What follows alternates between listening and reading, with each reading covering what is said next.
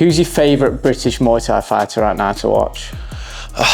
Joe Ryan, so I'm gutted that Joe's gone to MMA. Craig Coakley, so we've obviously just signed him at Hitman Fight League now. I just love everything about him. His post-fight interviews. He's just raged, didn't he? Yeah, Alfie Pierce, another one.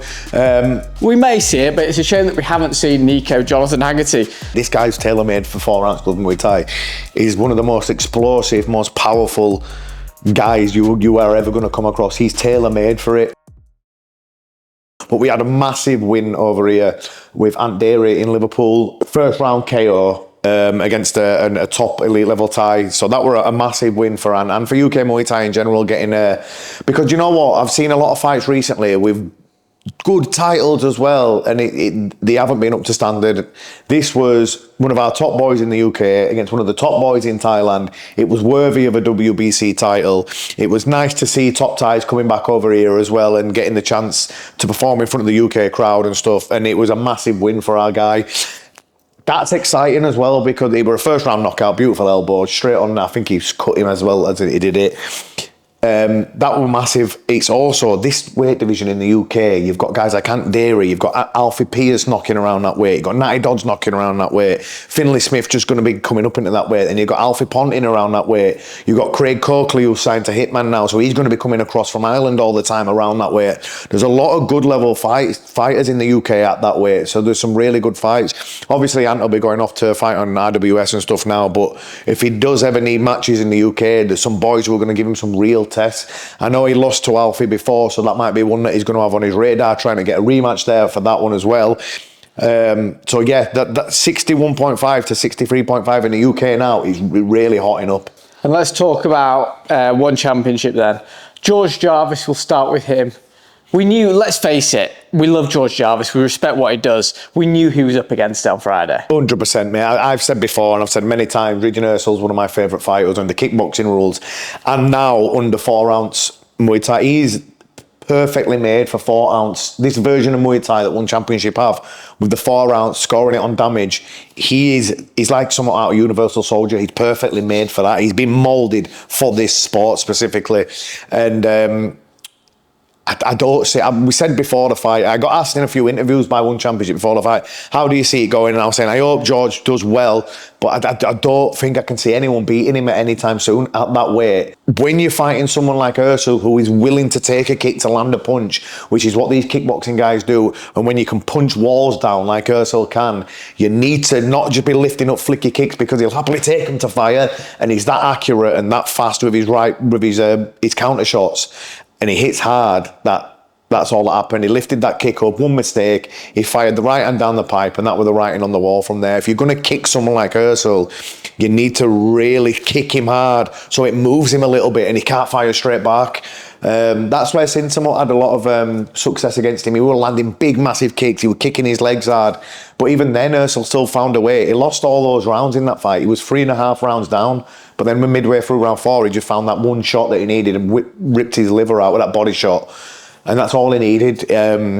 He's a special fighter, is Ursul, and I'm not sure how many people are going to be able to stand up to him. Double champ. You know what? He deserves a bit more limelight, I think, from One Championship. Like, they should be pushing him like they push Rodtang and those guys, because he's a fucking animal. I do want to just you to give a quick word, whether it's a sentence or two, about some British Muay Thai fighters, where you think their career is right now, where you think they can improve their game, where you think their ceiling is in the game, anything, your just general thoughts on those fighters at the moment.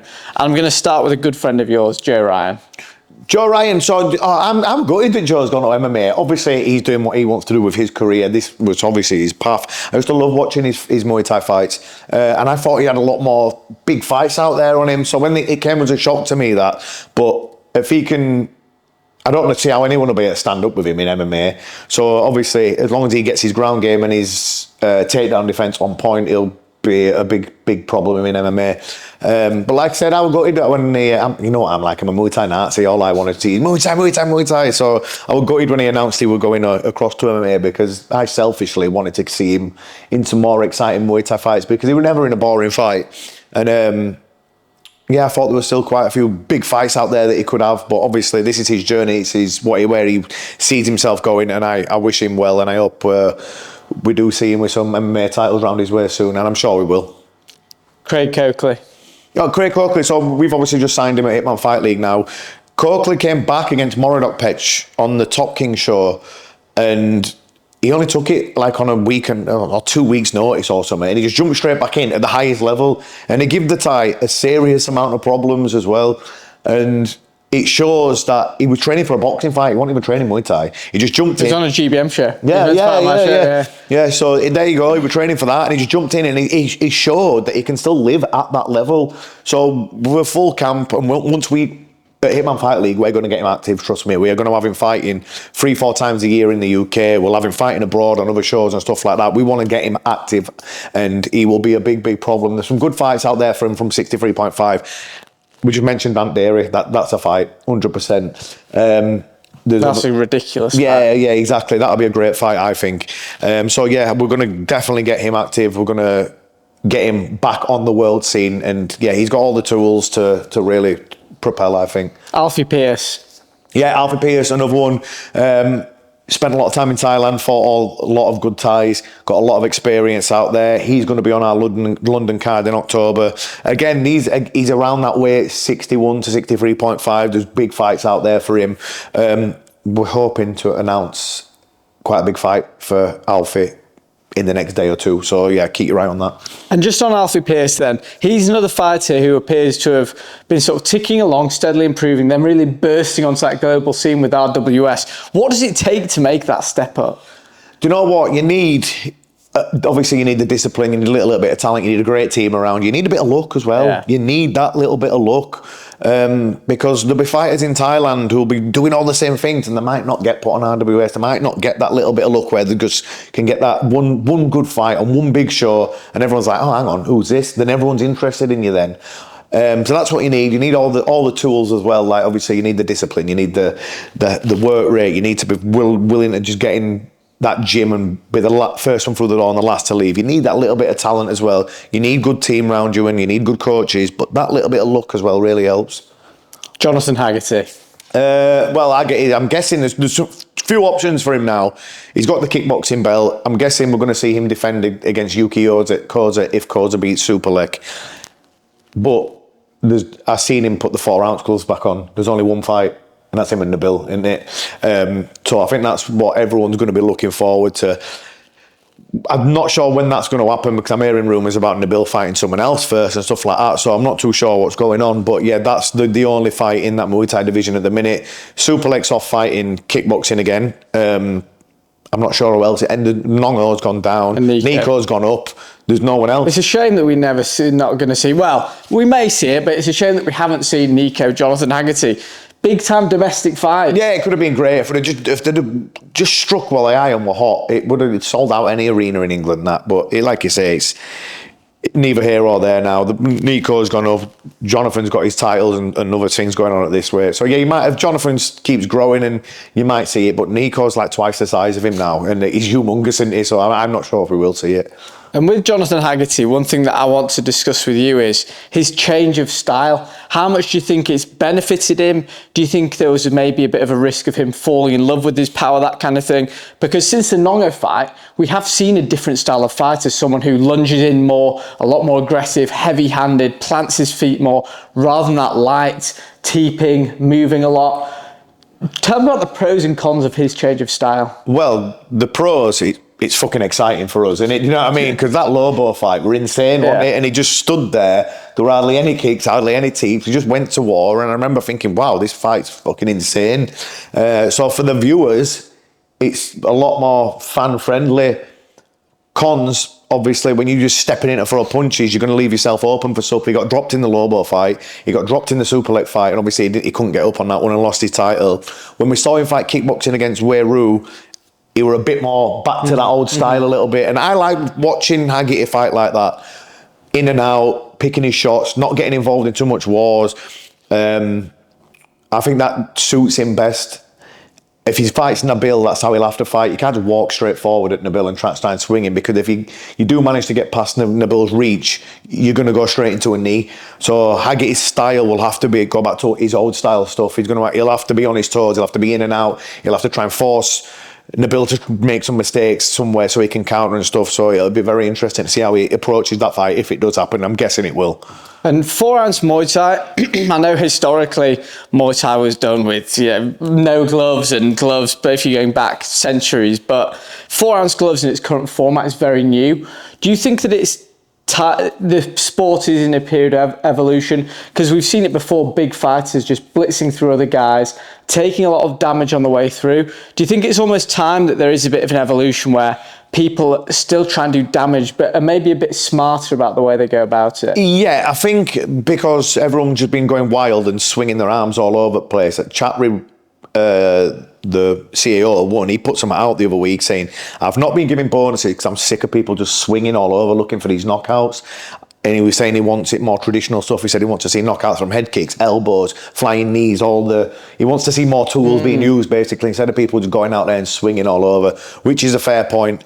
There's hard to make that happen. Of course it is. Once you put them on, what's the feeling like when you put your hands in them, and your hands, they feel just like bricks, mate. It's ridiculous. So it is very tough to just think, oh yeah, I'm going to start doing it. You know what I mean? It's wow, I just want to whack someone in.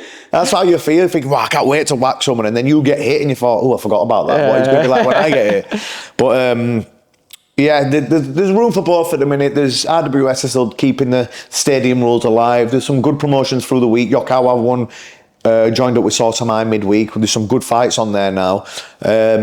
So there's room for both.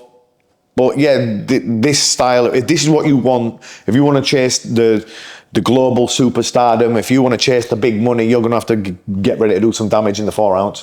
Mm-hmm. Finally, we did just touch upon him, Nico Carrillo. I mean, this is a guy who really, training in Glasgow, came up relatively quickly in his time, really made a massive splash on that Super Showdown card. I remember there was a couple of Bad Company fights on it back in the day against Jack Kennedy. What do you make of his career so far? Yeah, he's flying. This is a guy who we spoke about also being tailor-made. This guy's tailor-made for 4 ounce glove Muay Thai. He's one of the most explosive, most powerful guys you are ever going to come across. He's tailor-made for it. I'm glad he's moved up weight as well, because I think we'll see him a lot stronger, a lot sharper. Everything will just be a lot cleaner from him. I think he'll anyone he fights, he's going to cause him problems. It'll be interesting to see. I know Shadow is fighting Boom Pari or whatever it's called. If Nico's got a fight soon, it's going to have to be the title fight against Tawanchai. I'm guessing that's what it'll be, because Tawanchai's in camp at the minute and there's no one else for him to fight. Mm-hmm. So I'm guessing it's probably going to be Nico. So yeah, it'll be interesting. If he hits anyone on the chin in them 4 ounce gloves, it's game over.